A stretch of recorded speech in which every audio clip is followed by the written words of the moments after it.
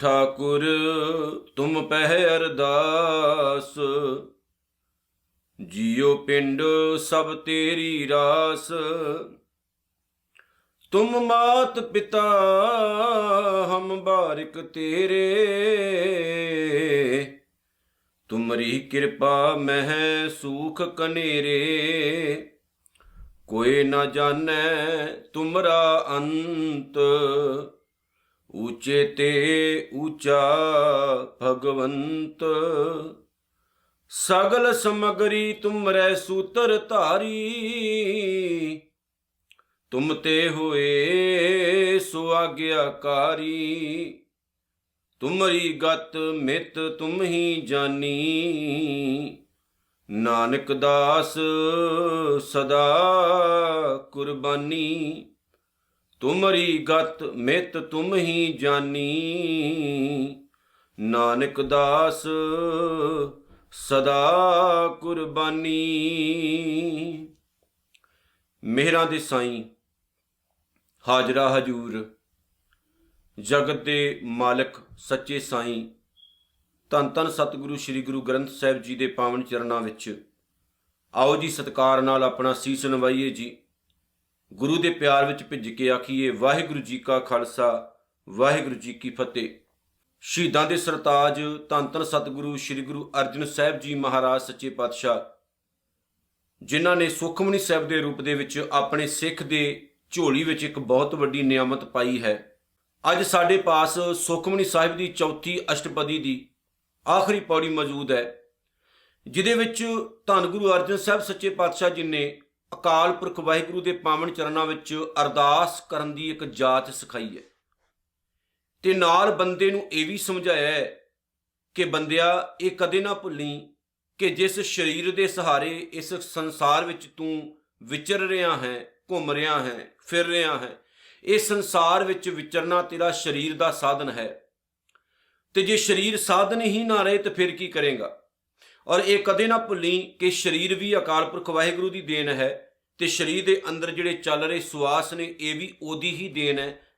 ते जे सब कुछ ही परमात्मा वापस लै ले तो तेरी कोई भी होंद नहीं है, हस्ती नहीं है। इसलिए परमात्मा दे सामने खड़े होके केवल एक अरदास करनी है वाहिगुरु दे चरनां विच, ते ओह अरदास ओह शुकराना तेरे लिए अमृत दा काम करदा है। गुरु अर्जन साहिब जी इस पावन पदे दे विच, इस पौड़ी दे विच जिहड़े शब्द लिखदे ने ओह शब्द तकरीबन सिख कौम दे विच हर एक बच्चे की जुबान ते है। जदों असीं अरदास करते हैं ना तो अरदास तो पहला ये शब्द गायन किया जाता है, तू ठाकुर तुम पह अरदास। इहदा मतलब है हे वाहिगुरु तू आप ही साडा मालक है ते साडी जीवां दी अर्ज केवल तेरे पावन चरनां विच है।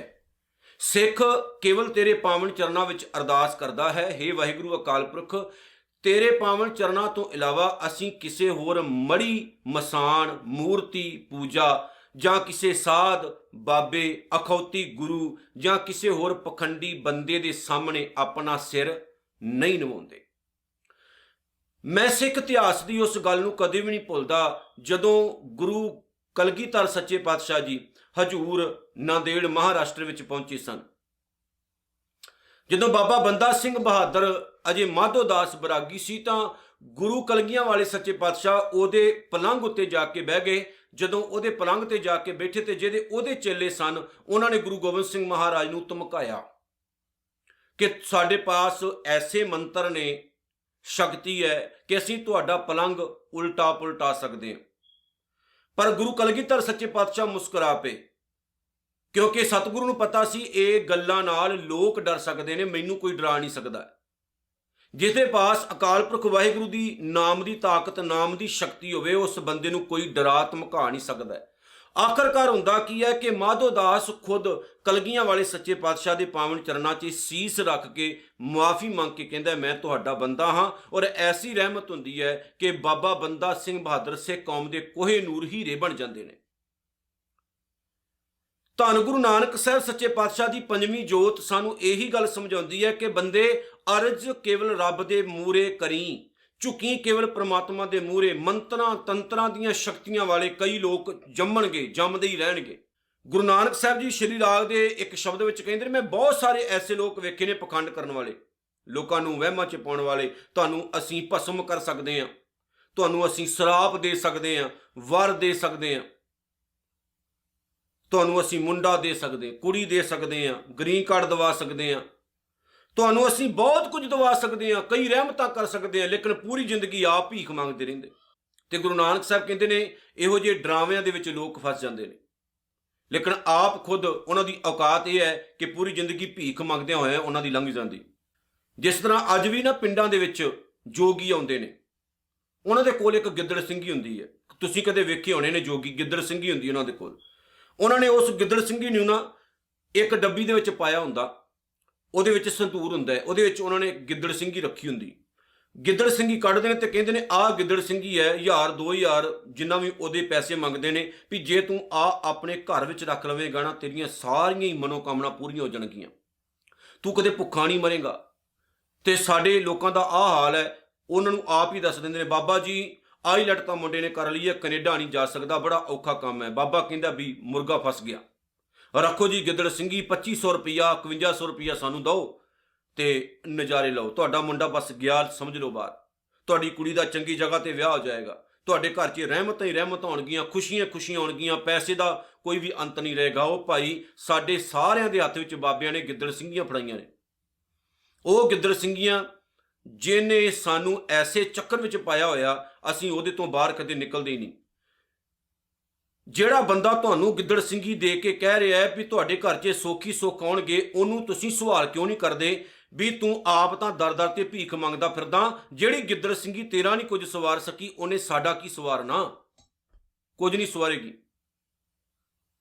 ਧੀਆਂ ਭੈਣਾਂ ਨੂੰ ਜੱਫੀਆਂ ਪਾਉਣ ਵਾਲੇ ਬਾਬਿਆਂ ਦੇ ਸਾਹਮਣੇ ਆਪਣੀਆਂ ਧੀਆਂ ਭੈਣਾਂ ਚੜਾਉਣ ਵਾਲਿਆਂ ਨੂੰ ਸ਼ਰਮ ਚਾਹੀਦੀ ਹੈ, ਜੋਗੀਆਂ ਦੇ ਸਾਹਮਣੇ ਸੀਸ ਝੁਕਾਉਣ ਵਾਲਿਆਂ ਨੂੰ ਸ਼ਰਮ ਚਾਹੀਦੀ ਹੈ, ਜਪ ਤਪ ਕਰਨ ਵਾਲਿਆਂ ਦੇ ਸਾਹਮਣੇ ਝੁਕਣ ਵਾਲਿਆਂ ਨੂੰ ਸ਼ਰਮ ਚਾਹੀਦੀ ਹੈ ਕਿ ਅਸੀਂ ਗੁਰੂ ਗ੍ਰੰਥ ਸਾਹਿਬ ਨੂੰ ਛੱਡ ਕੇ ਕਿਹੜੇ ਪਾਸੇ ਤੁਰੇ ਫਿਰਦੇ ਹਾਂ। ਇੱਕ ਗੱਲ ਮੈਂ ਕਹਿ ਦੇਵਾਂ, ਕਈ ਲੋਕ ਕਹਿੰਦੇ ਨੇ ਨਾ ਕਿ ਮੈਂ ਰਾਧਾ ਸੁਆਮੀ ਨਿਰੰਕਾਰੀ ਜਾਂ ਹੋਰ ਪਖੰਡੀਆਂ ਦੇ ਖਿਲਾਫ ਬੋਲਦਾ।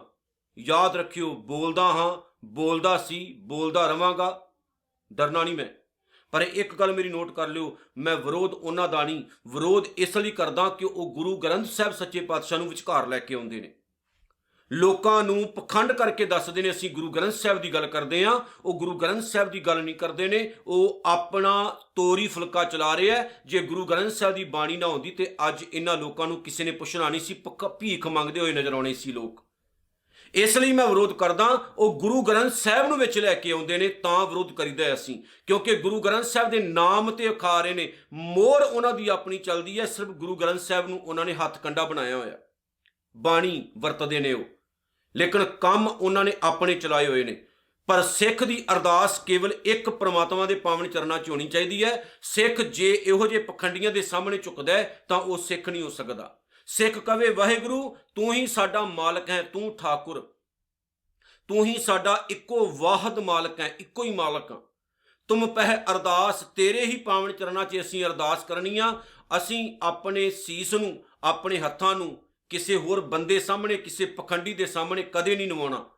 ਜੀਓ ਪਿੰਡ ਸਭ ਤੇਰੀ ਰਾਸ, ਗੁਰੂ ਅਰਜਨ ਸਾਹਿਬ ਕਹਿੰਦੇ ਨੇ ਸਿੱਖਾ ਇੱਕ ਗੱਲ ਯਾਦ ਰੱਖੀ, ਕਵੀ ਇਹ ਅਕਾਲ ਪੁਰਖ ਵਾਹਿਗੁਰੂ, ਆ ਸਰੀਰ ਤੇ ਸਰੀਰ ਦੇ ਅੰਦਰ ਵਸਦੀ ਹੋਈ ਜਿੰਦ, ਇਹ ਚੱਲਦੇ ਹੋਏ ਸਵਾਸ, ਹੇ ਮਾਲਕ ਜੀ ਇਹਨਾਂ ਉੱਤੇ ਕੇਵਲ ਤੇਰਾ ਹੀ ਇੱਕ ਹੱਥ ਹੈ, ਇਹ ਤੇਰੀ ਰਾਸ ਪੂੰਜੀ ਨੇ, ਇਹ ਤੇਰੀ ਰਹਿਮਤ ਹੈ। ਜਦੋਂ ਤੱਕ ਇਹ ਸਰੀਰ ਜਿਉਂਦਾ ਹੈ, ਜਦੋਂ ਤੱਕ ਇਹ ਸਵਾਸ ਚੱਲਦੇ ਨੇ, ਕਲਗੀਆਂ ਵਾਲਿਆ ਗੁਰੂ ਗ੍ਰੰਥ ਸਾਹਿਬ ਤੋਂ ਇਲਾਵਾ ਕਦੇ ਕਿਸੇ ਦੇ ਸਾਹਮਣੇ ਸੀਸ ਨਹੀਂ ਨਵਾਵਾਂਗੇ। ਜੇ ਨਿਵੇਗਾ ਤੇ ਸਮਝ ਲਿਓ ਉਸ ਦਿਨ ਕੰਮ ਹੀ ਖਤਮ ਹੋ ਗਿਆ ਸਾਡਾ। ਤੁਮ ਮਾਤ ਪਿਤਾ ਹਮ ਬਾਰਿਕ ਤੇਰੇ, ਅਸੀਂ ਕਿਉਂ ਕਿਸੇ ਹੋਰ ਦੇ ਬੱਚੇ ਬਣੀਏ ਦੱਸੋ? ਇਹ ਅਰਦਾਸ ਹੈ, ਤੂੰ ਹੀ ਸਾਡੀ ਮਾਂ ਹੈ, ਤੂੰ ਹੀ ਸਾਡਾ ਪਿਤਾ ਹੈ, ਅਸੀਂ ਤੇਰੇ ਬੱਚੇ ਹਾਂ। ਬੱਚੇ ਬਣ ਕੇ ਰਹੋਗੇ, ਜ਼ਿੰਦਗੀ 'ਚ ਬੜੀਆਂ ਖੁਸ਼ੀਆਂ ਨੇ। ਗੁਰੂ ਅਰਜਨ ਸਾਹਿਬ ਨੇ ਇੱਕ ਜਗ੍ਹਾ ਤੇ ਹੋਰ ਆਖਿਆ ਨਾ ਕਿ ਤੂੰ ਹੀ ਸਾਡਾ ਪਿਓ ਹੈ, ਤੂੰ ਹੀ ਸਾਡੀ ਮਾਂ ਹੈ, ਤੂੰ ਹੀ ਸਾਡੇ ਲਈ ਹੇ ਅਕਾਲ ਪੁਰਖ ਵਾਹਿਗੁਰੂ ਮਿੱਤਰ ਹੈ, ਸਭ ਕੁਝ ਹੈ। ਤੇ ਜਦੋਂ ਤੂੰ ਸਾਡੇ ਨਾਲ ਹੈ, ਸਾਨੂੰ ਕਦੀ ਕਿਸੇ ਦਾ ਡਰ ਨਹੀਂ, ਸਾਨੂੰ ਕਦੀ ਕਿਸੇ ਦਾ ਡਰ ਨਹੀਂ, ਅਸੀਂ ਕਿਸੇ ਤੋਂ ਨਹੀਂ ਝੁਕਦੇ। ਤੇ ਜੇ ਗੁਰੂ ਅਰਜਨ ਸਾਹਿਬ ਸੱਚੇ ਪਾਤਸ਼ਾਹ ਇੱਥੇ ਕਹਿੰਦੇ ਨੇ ਕਿ ਤੁਮ ਮਾਤ ਪਿਤਾ ਹਮ ਬਾਰਿਕ ਤੇਰੇ, ਤੁਮਰੀ ਕਿਰਪਾ ਮੈਂ ਸੂਖ ਘਨੇਰੇ, ਤੇਰੀ ਕਿਰਪਾ ਦੇ ਵਿੱਚ ਹੀ ਸਾਰੇ ਸੁੱਖ ਨੇ। ਤੇ ਸਿੱਖਾ ਬਸ ਝੁਕ ਜਾ, ਇੱਥੇ ਹੁਣ ਰੁਕ ਜਾ, ਕਿਤੇ ਨਾ ਜਾਈ। ਸੁੱਖਾਂ ਦਾ ਲਾਲਚ ਦੇ ਕੇ ਤੈਨੂੰ ਆਪਣੇ ਵਸ ਵਿੱਚ ਕਰਨ ਵਾਲੇ ਲੋਕ ਬਹੁਤ ਨੇ। ਜਦੋਂ ਮਛਲੀ ਨੂੰ ਪਕੜਿਆ ਜਾਂਦਾ ਹੈ ਨਾ, ਕੁੰਡੀ ਤਿਆਰ ਕੀਤੀ ਜਾਂਦੀ ਹੈ। ਉਸ ਕੁੰਡੀ ਦੇ ਵਿਚਕਾਰ ਮਛਲੀ ਨੂੰ ਪਕੜਨ ਦੇ ਲਈ ਪਹਿਲਾਂ ਕੁਝ ਮਾਸ ਦੇ ਟੁਕੜੇ ਅੜਾਏ ਜਾਂਦੇ ਨੇ। ਕਿਉਂ ਭਲਾ? ਕਿ ਉਹ ਮਛਲੀ ਦੇ ਉੱਤੇ ਅਹਿਸਾਨ ਕੀਤਾ ਜਾ ਰਿਹਾ ਹੈ? ਨਹੀਂ, ਅਹਿਸਾਨ ਨਹੀਂ ਕੀਤਾ ਜਾ ਰਿਹਾ ਮਛਲੀ ਦੇ ਉੱਤੇ। ਕੇਵਲ ਉਸ ਮਛਲੀ ਨੂੰ ਫਸਾਉਣ ਦੇ ਲਈ ਉਹਨੂੰ ਭੁਲੇਖਾ ਦਿੱਤਾ ਜਾ ਰਿਹਾ ਹੈ ਕਿ ਅਸੀਂ ਤੈਨੂੰ ਖੁਰਾਕ ਦੇ ਰਹੇ ਹਾਂ, ਪਰ ਖੁਰਾਕ ਨਹੀਂ ਦੇ ਰਹੇ ਹੁੰਦੇ। ਜਦੋਂ ਉਹ ਮਛਲੀ ਵਿਚਾਰੀ ਆਉਂਦੀ ਹੈ, ਮੂੰਹ ਦੇ ਵਿੱਚ ਉਹ ਟੁਕੜਾ ਇੱਕ ਮਾਸ ਦਾ ਪਾਉਂਦੀ ਹੈ, ਤੇ ਜਿਹੜੀ ਉਹਦੇ ਵਿੱਚ ਕੁੰਡੀ ਹੁੰਦੀ ਹੈ ਨਾ, ਲੋਹੇ ਦੀ ਬਣੀ ਹੋਈ, ਉਹ ਉਹਦੇ ਗਲੇ 'ਚ ਫਸ ਜਾਂਦੀ ਹੈ। ਬਸ ਫਿਰ ਉਹ ਨਿਕਲਦੀ ਨਹੀਂ, ਕਹਾਣੀ ਉਹਦੀ ਖਤਮ ਹੋ ਜਾਂਦੀ। ਫਿਰ ਨਹੀਂ ਉਹ ਨਿਕਲਦੀ ਵਿਚਾਰੀ, ਫਿਰ ਉਹ ਮੌਤ ਨੂੰ ਪਰਨਾਈ ਜਾਂਦੀ ਹੈ। ਗੁਰੂ ਗ੍ਰੰਥ ਸਾਹਿਬ ਵਿੱਚ ਇੱਕ ਬਚਨ ਹੈ, ਮੈਂ ਅਰਜ਼ ਕਰ ਦੇਵਾਂ। ਕਹਿੰਦੇ ਮਛਲੀ ਜਾਲ ਨਾ ਜਾਣਿਆ, ਮਛਲੀ ਵਿਚਾਰੀ ਨੇ ਉਸ ਜਾਲ ਨੂੰ ਨਾ ਪਹਿਚਾਣਿਆ ਜਿਹੜਾ ਉਹਦੇ ਲਈ ਹਾਨੀਕਾਰਕ ਸੀ, ਪਰ ਉਹ ਵਿਚਾਰੀ ਭਰਮ ਭੁਲੇਖੇ 'ਚ ਆ ਗਈ। ਸਾਡੇ ਲੋਕ ਵੀ ਭਰਮ ਭੁਲੇਖੇ 'ਚ ਆ ਗਏ ਕਿ ਬਾਬੇ ਦੇਹਧਾਰੀ ਜਿਹੜੇ ਬਾਬੇ ਨੇ, ਨਿਰੰਕਾਰੀ ਹੋ ਗਏ, ਨੂਰ ਮਹਿਲੀਏ, ਰਾਧਾ ਸੁਆਮੀਏ, ਕੋਈ ਵੀ ਜੀ ਉਹ ਗੁਰਬਾਣੀ ਦੀ ਗੱਲ ਕਰਦੇ ਆ, ਉਹ ਗੁਰਬਾਣੀ ਦੀ ਨਹੀਂ ਗੱਲ ਕਰਦੇ। ਉਹ ਕੇਵਲ ਜਾਲ ਸੁੱਟਦੇ ਆ ਤੁਹਾਨੂੰ ਫਸਾਉਣ ਦੇ ਲਈ। ਮਛਲੀ ਜਾਲ ਨਾ ਜਾਣਿਆ, ਨਹੀਂ ਸਮਝਦੀ ਜਾਲ ਮਛਲੀ। ਸਰ ਖਾਰਾ ਅਸਗਾ ਅਤ ਸਿਆਣੀ ਸੋਹਣੀ, ਕਿਉਂ ਕੀਤੋ ਵਿਸਾ। ਅਸੀਂ ਵਿਸ਼ਵਾਸ ਕਰਕੇ ਫਸ ਜਾਂਦੇ ਆ, ਪਰ ਫਿਰ ਰਗੜੇ ਜਾਂਦੇ ਆ, ਫਿਰ ਨਿਕਲਦੇ ਨਹੀਂ ਅਸੀਂ ਬਾਹਰ ਦੇ ਵਿੱਚੋਂ। ਤੂੰ ਮੇਰਾ ਪਿਤਾ, ਤੂੰ ਹੈ ਮੇਰਾ ਮਾਤਾ, ਤੂੰ ਮੇਰਾ ਬੰਧਪ, ਤੂੰ ਮੇਰਾ ਭਰਾਤਾ, ਤੂੰ ਮੇਰਾ ਰਾਖਾ, ਸਭਣੀ ਥਾਈ ਤਾਂ ਭਉ ਕਿਹਾ ਕਾੜਾ ਜੀਓ। ਜਿਸ ਦਿਨ ਇਹ ਸਮਝ ਲੱਗ ਗਈ ਨਾ ਕਿ ਸਾਡਾ ਇੱਕੋ ਹੀ ਰਖਵਾਲਾ ਹੈ, ਉਹਦੇ ਹੁੰਦਿਆਂ ਸਾਨੂੰ ਕਿਸੇ ਦਾ ਡਰ ਨਹੀਂ, ਫਿਰ ਕੋਈ ਘਬਰਾਹਟ ਨਹੀਂ। ਨੀਹਾਂ ਵਿੱਚ ਚਿੰਨ ਦੀ ਤਿਆਰੀ ਹੋ ਰਹੀ ਹੈ ਸਾਹਿਬਜ਼ਾਦਿਆਂ ਨੂੰ, ਤੇ ਜਿਸ ਟਾਈਮ ਸਾਹਿਬਜ਼ਾਦਿਆਂ ਦੇ ਸਾਹਮਣੇ ਖੜੇ ਹੋ ਕੇ ਵਜ਼ੀਰ ਖਾਂ ਤੇ ਉਹਦਾ ਕਾਜੀ ਵਿਕਾਊ ਬੰਦਾ ਇਹ ਸ਼ਬਦ ਵਰਤਦਾ ਹੈ ਕਿ ਬੱਚਿਓ ਕਿਉਂ ਮੌਤ ਨੂੰ ਆਵਾਜ਼ਾਂ ਮਾਰਦੇ ਹੋ, ਅਜੇ ਵੀ ਸਾਡੀ ਗੱਲ ਮੰਨ ਲਓ ਤੇ ਬਚ ਜਾਓਗੇ। ਤਾਂ ਸਾਹਿਬਜ਼ਾਦਿਆਂ ਦਾ ਸੀਸ ਅਰਦਾਸ ਵਿੱਚ ਝੁਕਦਾ ਹੈ। ਉਹ ਕਹਿੰਦੇ ਅਸੀਂ ਤੁਹਾਡੇ ਸਾਹਮਣੇ ਨਹੀਂ ਝੁਕਦੇ, ਅਸੀਂ ਕੇਵਲ ਇੱਕ ਅਕਾਲ ਪੁਰਖ ਵਾਹਿਗੁਰੂ ਦੇ ਸਾਹਮਣੇ ਝੁਕਦੇ ਹਾਂ, ਜਿਨੇ ਖਾਕ ਨੂਰ ਕਰਦੰ ਆਲਮ ਦੁਨੀਆਏ, ਅਸਮਾਨ ਜ਼ਮੀ ਦਰਖਤ ਆਵ ਪੈਦਾਇਸ਼ ਖੁਦਾਏ, ਬੰਦੇ ਚਸ਼ਮ ਦੀਦੰ ਫਨਾਏ, ਦੁਨੀਆ ਮੁਰਦਾਰ ਖੁਰਦਨੀ ਗਾਫਲ ਹਵਾਏ। ਕਿ ਜਿਸ ਨੇ ਸਾਰਾ ਕੁਝ ਪੈਦਾ ਕੀਤਾ, ਉਹ ਇਹ ਗਾਫਲ ਬੰਦਿਆ ਉਹਨੂੰ ਭੁੱਲ ਕੇ ਕਿਉਂ ਇਹ ਸਮਝਦਾ ਫਿਰਦਾ ਕਿ ਮੈਂ ਮਹਾਨ ਹਾਂ। ਜਿਸ ਦਿਨ ਤੈਨੂੰ ਉਹਦੀ ਮਹਾਨਤਾ ਦਾ ਅਹਿਸਾਸ ਹੋ ਗਿਆ, ਤੇਰਾ ਆਪਣੇ ਆਪ ਸੀਸ ਨਿਭ ਜਾਏਗਾ। ਇਸ ਲਈ ਦੁਨੀਆ ਦਾ ਕੋਈ ਵੀ ਸਿੱਖ ਪਖੰਡੀਆਂ ਦੇ ਸਾਹਮਣੇ ਨਹੀਂ ਝੁਕਦਾ। ਜੇ ਉਹ ਅਰਦਾਸ ਕਰਦਾ ਤੇ ਕੇਵਲ ਇੱਕ ਨਿਰੰਕਾਰ, ਇੱਕ ਵਾਹਿਗੁਰੂ ਦੇ ਸਾਹਮਣੇ, ਇਹ ਤੋਂ ਇਲਾਵਾ ਕਦੀ ਹੋਰ ਕਿਸੇ ਦੇ ਸਾਹਮਣੇ ਉਹ ਝੁਕਦਾ ਨਹੀਂ। ਗੁਰੂ ਅਰਜਨ ਸਾਹਿਬ ਸੱਚੇ ਪਾਤਸ਼ਾਹ ਕਹਿੰਦੇ ਨੇ, ਕੋਏ ਨਾ ਜਾਣੈ ਤੁਮਰਾ ਅੰਤ। ਹੁਣ ਕਮਾਲ ਦੀ ਗੱਲ, ਦੁਨੀਆ ਵਿੱਚ ਕੋਈ ਪੈਦਾ ਹੀ ਨਹੀਂ ਹੋਇਆ ਜਿਹੜਾ ਤੇਰਾ ਅੰਤ ਪਾ ਸਕੇ। ਕੋਏ ਨਾ ਜਾਣੈ ਤੁਮਰਾ ਅੰਤ, ਉੱਚੇ ਤੇ ਉੱਚਾ ਭਗਵੰਤ ਹੈ ਵਾਹਿਗੁਰੂ, ਤੂੰ ਸਭ ਤੋਂ ਉੱਚਾ ਹੈ, ਸਭ ਤੋਂ ਮਹਾਨ ਹੈ। ਬੜੇ ਲੋਕ ਨੇ ਤਲੀਆਂ ਵਿੱਚ ਰੱਬ ਵਿਖਾਉਣ ਵਾਲੇ, ਬੜੇ ਲੋਕ ਨੇ ਤੁਹਾਨੂੰ ਭਰਮਾਂ ਭੁਲੇਖਿਆਂ ਵਿੱਚ ਪਾਉਣ ਵਾਲੇ, ਪਰ ਯਾਦ ਰੱਖਿਓ ਜਿਹਨੂੰ ਗੁਰੂ ਨਾਨਕ ਦਾ ਆਸਰਾ, ਉਹਨੂੰ ਦੁਨੀਆ ਦੀ ਕੋਈ ਸ਼ਕਤੀ, ਕੋਈ ਤਾਕਤ ਹਰਾ ਨਹੀਂ ਸਕਦੀ। ਭਾਈ ਸਾਹਿਬ, ਭਾਈ ਮਰਦਾਨਾ ਸਾਹਿਬ ਨੂੰ ਗੁਰੂ ਨਾਨਕ ਸਾਹਿਬ ਨੇ ਇਹੀ ਗੱਲ ਸਮਝਾਈ ਸੀ, ਮਰਦਾਨਿਆਂ ਕੋਈ ਤੰਤਰ, ਕੋਈ ਮੰਤਰ, ਕੋਈ ਸ਼ਕਤੀ, ਕੋਈ ਰਿੱਧ, ਕੋਈ ਸਿੱਧ, ਕੋਈ ਕਰਾਮਾਤ ਨਹੀਂ ਹੁੰਦੀ। ਕਿਸੇ ਤੋਂ ਡਰਨ ਦੀ ਲੋੜ ਨਹੀਂ। ਬੰਦਾ ਜਦੋਂ ਮਰਦਾ ਹੈ ਆਪਣੇ ਹੰਕਾਰ ਦਾ ਮਾਰਿਆ ਹੋਇਆ ਮਰਦਾ। ਗੁਰੂ ਨਾਨਕ ਸਾਹਿਬ ਨੇ ਵਲੀ ਕੰਧਾਰੀ ਨੂੰ ਇਹ ਗੱਲ ਕਹੀ ਸੀ, ਵਲੀ ਯਾਦ ਰੱਖੀ ਤੂੰ ਰੱਬ ਦੇ ਘਰ ਦਾ ਦੋਸ਼ੀ ਹੈ, ਗੁਨਾਹਗਾਰ ਹੈ, ਕਿਉਂਕਿ ਤੂੰ ਇੱਕ ਨਿਮਾਣੇ ਬੰਦੇ ਨੂੰ ਧੱਕੇ ਮਾਰੇ ਨੇ ਇੱਕ ਪਾਣੀ ਦੇ ਘੁੱਟ ਤੋਂ। ਤੂੰ ਵਲੀ ਹੈ। ਵਲੀ ਉਹਨੂੰ ਕਹਿੰਦੇ ਨੇ ਜਿਹਨੇ ਵੱਲ ਵਿੱਚ ਕੀਤਾ ਹੋਵੇ ਆਪਣੇ ਆਪ ਨੂੰ। ਤੂੰ ਕਾਹਦਾ ਵਲੀ? ਤੇ ਗੁਰੂ ਨਾਨਕ ਸਾਹਿਬ ਸੱਚੇ ਪਾਤਸ਼ਾਹ ਦੇ ਵੱਲ ਪੱਥਰ ਰੇੜ ਕੇ ਗੁਰੂ ਨਾਨਕ ਸਾਹਿਬ ਨੂੰ ਮਾਰਨ ਦੀ ਕੋਸ਼ਿਸ਼ ਕੀਤੀ, ਪਰ ਉਹ ਵਲੀ ਤਾਂ ਖਤਮ ਹੋ ਗਿਆ। ਗੁਰੂ ਨਾਨਕ ਸਾਹਿਬ ਸੱਚੇ ਪਾਤਸ਼ਾਹ ਅੱਜ ਵੀ ਜਿਉਂਦੇ ਨੇ। ਤਾਂ ਗੁਰੂ ਨਾਨਕ ਸਾਹਿਬ ਨੇ ਉਹਨੂੰ ਕਿਹਾ ਸੀ ਕਿ ਵਲੀਏ ਤੂੰ ਨਹੀਂ, ਤੇਰਾ ਹੰਕਾਰ ਰਿੜਦਾ ਹੋਇਆ ਆ ਰਿਹਾ ਹੈ। ਬਸ ਜਿਸ ਦਿਨ ਇਹ ਗੱਲ ਪੱਲੇ ਪੈ ਗਈ ਨਾ ਵੀ ਹੰਕਾਰ ਨੂੰ ਖਤਮ ਕਰਨਾ, ਉਸ ਦਿਨ ਅਸੀਂ ਅਕਾਲ ਪੁਰਖ ਵਾਹਿਗੁਰੂ ਦੇ ਪਾਵਨ ਚਰਨਾਂ ਵਿੱਚ ਸੀਸ ਨਿਵਾ ਕੇ ਉਹਦੇ ਬਣ ਜਾਵਾਂਗੇ। ਆ ਜਿੰਨੇ ਤੁਰੇ ਫਿਰਦੇ ਨੇ ਨਾ, ਸਾਰੇ ਹੰਕਾਰੇ ਹੋਏ ਨੇ। ਗੁਰੂ ਗ੍ਰੰਥ ਸਾਹਿਬ ਨੂੰ ਆਡਾ ਲਾਉਣ ਵਾਲੇ ਨੇ ਸਾਰੇ। ਗੁਰੂ ਗ੍ਰੰਥ ਸਾਹਿਬ ਦੇ ਬਰਾਬਰ ਗੱਦੀਆਂ ਲਗਾਉਣ ਵਾਲੇ ਨੇ ਸਾਰੇ। ਗੁਰੂ ਗ੍ਰੰਥ ਸਾਹਿਬ ਮਹਾਰਾਜ ਦੇ ਸ਼ਰੀਕ ਬਣੇ ਨੇ ਸਾਰੇ। ਗੁਰੂ ਗ੍ਰੰਥ ਸਾਹਿਬ ਨੂੰ ਚੈਲੰਜ ਕਰਨ ਵਾਲੇ ਨੇ ਸਾਰੇ। ਪਰ ਯਾਦ ਰੱਖਿਓ, ਗੁਰੂ ਗ੍ਰੰਥ ਸਾਹਿਬ ਅੱਜ ਵੀ ਹੈ, ਕੱਲ ਵੀ ਰਹੇਗਾ, ਆਉਣ ਵਾਲੇ ਸਮੇਂ ਤੱਕ, ਸਦੀਆਂ ਤੱਕ ਰਹੇਗਾ। ਤੁਹਾਡੇ ਵਰਗੇ ਹਜ਼ਾਰਾਂ ਪਖੰਡੀ ਆਏ, ਹਜ਼ਾਰਾਂ ਖਤਮ ਹੋ ਗਏ, ਨਹੀਂ ਰਹਿਣੇ। ਪਰ ਗੁਰੂ ਗ੍ਰੰਥ ਸਾਹਿਬ ਹੈ ਤੇ ਜਿਹੜਾ ਸੱਚਾ ਸਿੱਖ ਹੈ ਉਹ ਕੇਵਲ ਗੁਰੂ ਗ੍ਰੰਥ ਸਾਹਿਬ ਦੀ ਆਰਾਧਨਾ ਕਰਦਾ ਹੈ ਤੇ ਅਰਦਾਸ ਕੇਵਲ ਇੱਕ ਨਿਰੰਕਾਰ ਦੇ ਪਾਵਨ ਚਰਨਾਂ 'ਚ ਕਰਦਾ ਹੈ। ਸਗਲ ਸਮਗਰੀ ਤੁਮਰੈ ਸੂਤਰ ਧਾਰੀ, ਆ ਸਾਰਾ ਜਿਹੜਾ ਸੰਸਾਰ ਹੈ ਨਾ, ਸਗਲ ਸਮਗਰੀ, ਸਾਰੇ ਪਦਾਰਥ, ਸਾਰਾ ਸੰਸਾਰ, ਹੇ ਵਾਹਿਗੁਰੂ ਤੂੰ ਆਪਣੇ ਸੂਤਰ ਦੇ ਵਿੱਚ ਪਰੋਇਆ ਹੋਇਆ, ਇਹਨੂੰ ਤੂੰ ਆਪਣੇ ਹੁਕਮ ਦੇ ਵਿੱਚ ਰੱਖਿਆ ਹੋਇਆ, ਤੇਰੇ ਹੁਕਮ ਤੋਂ ਬਾਹਰ ਕੁਝ ਵੀ ਨਹੀਂ। ਆਪਾਂ ਤੇ ਇੱਕ ਧਰਤੀ ਤੇ ਰਹਿੰਦੇ ਨਾ, ਤੇ ਇੱਕ ਛੋਟੀ ਜੀ ਧਰਤੀ ਤੇ ਰਹਿਣ ਵਾਲੇ ਆਪਾਂ ਇੰਨੇ ਹੰਕਾਰੀ ਆ ਕਿ ਨਿਰੰਕਾਰ ਨੂੰ ਭੁੱਲ ਜਾਂਦੇ ਆ। ਉਹਨੇ ਤਾਂ ਸਮੁੱਚਾ ਬ੍ਰਹਿਮੰਡ ਸਾਜਿਆ ਭਲਿਓ, ਕਦੇ ਅੱਖ ਪੁੱਟ ਕੇ ਉਹਦੇ ਬ੍ਰਹਿਮੰਡ ਨੂੰ ਵੇਖਿਓ, ਫਿਰ ਸਮਝ ਲੱਗੇਗੀ ਸੱਚ ਦੀ ਕਿ ਉਹ ਨਿਰੰਕਾਰ ਕਿੰਨਾ ਮਹਾਨ ਹੈ ਜਿਨੇ ਇਸ ਸਾਰੇ ਬ੍ਰਹਿਮੰਡ ਦੀ ਰਚਨਾ ਕੀਤੀ। ਸਤਿਗੁਰੂ ਕਹਿੰਦੇ ਨੇ ਤੁਮ ਤੇ ਹੋਏ ਸੋ ਆਗਿਆਕਾਰੀ, ਤੇਰੀ ਰਚੀ ਹੋਈ ਸ੍ਰਿਸ਼ਟੀ ਕੇਵਲ ਤੇਰੇ ਹੁਕਮ ਵਿੱਚ ਤੁਰਦੀ ਹੈ। ਆਮ ਬੰਦੇ ਦੇ ਵੱਸ ਵਿੱਚ ਕੁਝ ਵੀ ਨਹੀਂ ਹੈ।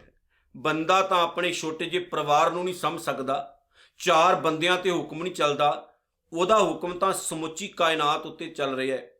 ਉਹਦੇ ਹੁਕਮ ਦੇ ਵਿੱਚ ਹੀ ਤਾਂ ਭਲਿਓ ਆਨੰਦ ਹੈ। ਜਿਸ ਦਿਨ ਉਹਦੇ ਹੁਕਮ ਵਿੱਚ ਤੁਰਨ ਦੀ ਜਾਚ ਆ ਗਈ ਨਾ, ਬਸ ਆਨੰਦ ਹੀ ਆਨੰਦ ਹੈ। ਗੁਰੂ ਰਾਮਦਾਸ ਮਹਾਰਾਜ ਸੱਚੇ ਪਾਤਸ਼ਾਹ ਦੇ ਕੋਲ ਨਾ ਇੱਕ ਬਜ਼ੁਰਗ ਮਾਤਾ ਆਈ, ਬਹੁਤ ਅਮੀਰ ਸੀ, ਤੇ ਉਹਨੇ ਨਾ ਇੱਕ ਹਾਰ ਤਿਆਰ ਕੀਤਾ ਸੋਨੇ ਦਾ।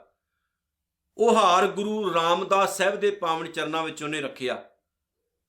ਉਸੇ ਟਾਈਮ ਗੁਰੂ ਰਾਮਦਾਸ ਸਾਹਿਬ ਦੇ ਪਾਵਨ ਚਰਨਾਂ ਵਿੱਚ ਸੰਗਤ ਵਿੱਚੋਂ ਇੱਕ ਲੋੜਵੰਦ ਆ ਗਿਆ। ਵੇਖੋ ਰਹਿਮਤਾਂ ਦਾਤੇ ਦੀਆਂ। ਸਤਿਗੁਰੂ ਜੀ ਨੇ ਉਹੀ ਹਾਰ ਚੁੱਕ ਕੇ ਉਸ ਲੋੜਵੰਦ ਦੀ ਝੋਲੀ 'ਚ ਪਾਇਆ, ਜਾ ਆਪਣੀ ਗਰੀਬੀ ਕੱਟ। ਮਾਤਾ ਨੂੰ ਬੜਾ ਬੁਰਾ ਲੱਗਾ। ਮਾਤਾ ਕਹਿਣ ਲੱਗੀ, ਸੱਚੇ ਪਾਤਸ਼ਾਹ ਇਹ ਹਾਰ ਤੁਹਾਡੇ ਲਈ ਸੀ, ਮੈਨੂੰ ਦੁੱਖ ਲੱਗਾ ਵੀ ਤੁਸੀਂ ਕਿਸੇ ਹੋਰ ਨੂੰ ਦੇ ਦਿੱਤਾ।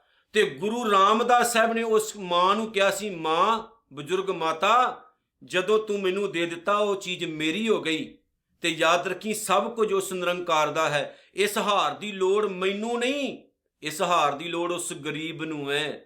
ਗੁਰੂ ਨਾਨਕ ਸਾਹਿਬ ਦੇ ਚਰਨਾਂ ਵਿੱਚ ਇੱਕ ਗਲੀਚਾ ਪੇਸ਼ ਕਰਨ ਵਾਲੇ ਇੱਕ ਮੁਸਲਮਾਨ ਫਕੀਰ ਨੂੰ ਗੁਰੂ ਨਾਨਕ ਸਾਹਿਬ ਨੇ ਕਿਹਾ ਸੀ, ਇਸ ਗਲੀਚੇ ਦੀ ਜ਼ਰੂਰਤ ਮੈਨੂੰ ਨਹੀਂ, ਉਹਨਾਂ ਸਾਹਮਣੇ ਜਾਨਵਰਾਂ ਨੂੰ ਹੈ ਜਿਹੜੇ ਤੇਰੇ ਘਰ ਦੇ ਸਾਹਮਣੇ ਬੈਠੇ ਠਰੂ ਠਰੂ ਕਰਦੇ ਨੇ, ਉਹਨਾਂ ਨੂੰ ਜ਼ਰੂਰਤ ਹੈ। ਓਏ ਗੁਰਮੁਖੋ, ਜਿੱਥੇ ਜ਼ਰੂਰਤ ਹੈ ਉੱਥੇ ਦਿਆ ਕਰੋ।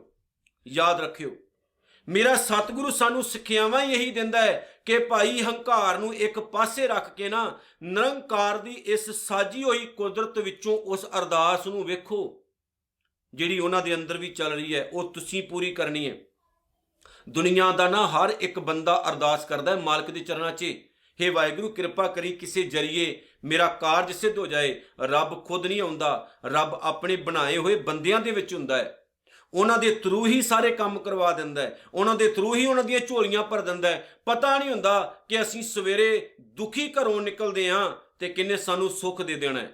ਪਤਾ ਨਹੀਂ ਹੁੰਦਾ ਸਾਡੀ ਗਰੀਬੀ ਕਦੋਂ ਕੱਟ ਹੋ ਜਾਣੀ ਹੈ। ਪਤਾ ਨਹੀਂ ਹੁੰਦਾ ਕਦੋਂ ਪਰਮਾਤਮਾ ਨੇ ਸਾਡੀਆਂ ਜਿਹੜੀਆਂ ਬੰਧਨਾਂ ਦੀਆਂ ਬੇੜੀਆਂ ਕੱਟ ਦੇਣੀਆਂ ਨੇ ਤੇ ਕਿਹਦੇ ਥਰੂ ਕੱਟ ਦੇਣੀਆਂ ਨੇ, ਇਹ ਕੱਖ ਵੀ ਨਹੀਂ ਪਤਾ ਹੁੰਦਾ। ਇਹ ਪਰਖਾਈਆਂ ਹੋਈਆਂ ਗੱਲਾਂ ਨੇ। ਜੇ ਦਿਲ ਤੋਂ ਭਿੱਜ ਕੇ ਅਰਦਾਸ ਕੀਤੀ ਜਾਏ ਨਾ, ਉਹ ਕਬੂਲ ਜ਼ਰੂਰ ਹੁੰਦੀ ਹੈ। ਬਸ ਇੱਕ ਸ਼ਰਤ ਹੈ, ਅਰਦਾਸ ਕਰਨ ਵਾਲੇ ਦੇ ਅੰਦਰ ਹੰਕਾਰ ਨਾ ਹੋਵੇ, ਨਿਮਰਤਾ 'ਚ ਭਿੱਜਿਆ ਹੋਵੇ। ਸਤਿਗੁਰ ਕਹਿੰਦੇ, ਤੁਮਰੀ ਗਤ ਮਿੱਤ, ਤੂੰ ਕਿੱਡਾ ਵੱਡਾ ਹੈ, ਤੂੰ ਕਿੰਨਾ ਮਹਾਨ ਹੈ ਤੇ ਕਿਹੋ ਜਿਹਾ ਹੈ, ਤੁਮ ਹੀ ਜਾਣੀ। ਤੂੰ ਆਪਣੇ ਆਪ ਦੇ ਬਾਰੇ ਖੁਦ ਜਾਣਦਾ ਹੈ। ਅਸੀਂ ਨਹੀਂ ਦੱਸ ਸਕਦੇ ਕਿ ਵਾਹਿਗੁਰੂ ਤੂੰ ਕਿਵੇਂ ਦਾ ਹੈ। ਅਸੀਂ ਤਾਂ ਕੀ ਕਹਿਣਾ ਜੀ, ਨਾਨਕ ਦਾਸ ਸਦਾ ਕੁਰਬਾਨੀ, ਅਸੀਂ ਤੇਰੇ ਸੇਵਕ ਹਾਂ। ਹੇ ਵਾਹਿਗੁਰੂ, ਤੇਰੇ ਤੋਂ ਸਦਕੇ ਜਾਂਦੇ ਹਾਂ, ਕੁਰਬਾਨ ਜਾਂਦੇ ਹਾਂ, ਬਲਹਾਰ ਜਾਂਦੇ ਹਾਂ, ਜਿਨੇ ਸਾਨੂੰ ਇੰਨੀਆਂ ਦਾਤਾਂ ਦੁਆਰਾ ਨਵਾਜਿਆ ਕਿ ਸਾਡੀ ਜ਼ਿੰਦਗੀ ਨੂੰ ਖੂਬਸੂਰਤ ਬਣਾ ਦਿੱਤਾ। ਆਓ ਜੀ ਭਿੱਜੀਏ ਮਾਲਕ ਦੇ ਚਰਨਾਂ 'ਚ, ਕਰੀਏ ਅਰਦਾਸ ਤੇ ਗੁਰੂ ਅਰਜਨ ਸਾਹਿਬ ਦੇ ਇਹਨਾਂ ਬਚਨਾਂ ਨੂੰ ਪੱਲੇ ਬੰਨੀਏ। ਧੰਨਵਾਦ ਧੰਨ ਗੁਰੂ ਅਰਜਨ ਸਾਹਿਬ ਸੱਚੇ ਪਾਤਸ਼ਾਹ ਦਾ, ਜਿਨ੍ਹਾਂ ਨੇ ਕਿਰਪਾ ਕੀਤੀ। ਅੱਜ ਚੌਥੀ ਅਸ਼ਟਪਦੀ ਸਮਾਪਤ ਹੋਈ। ਅਗਲੀ ਵੀਡੀਓ ਅਸੀਂ ਜਿਹੜੀ ਤਿਆਰ ਕਰਨੀ ਹੈ ਉਹ ਪੰਜਵੀਂ ਅਸ਼ਟਪਦੀ ਦੀ ਹੋਵੇਗੀ। ਤੇ ਗੁਰੂ ਸਾਹਿਬ ਦੇ ਚਰਨਾਂ 'ਚ ਮੇਰੇ ਵੱਲੋਂ ਵੀ ਅਰਦਾਸ ਕਰੋ, ਸਵਾਸ ਦਈ ਦਾਤਿਆ, ਤਾਂ ਕਿ ਜਿਹੜਾ ਕਾਰਜ ਆਰੰਭਿਆ ਨਾ ਉਹ ਕਾਰਜ ਨੇਪਰੇ ਚੜੇ। ਵਾਹਿਗੁਰੂ ਜੀ ਕਾ ਖਾਲਸਾ, ਵਾਹਿਗੁਰੂ ਜੀ ਕੀ ਫਤਿਹ।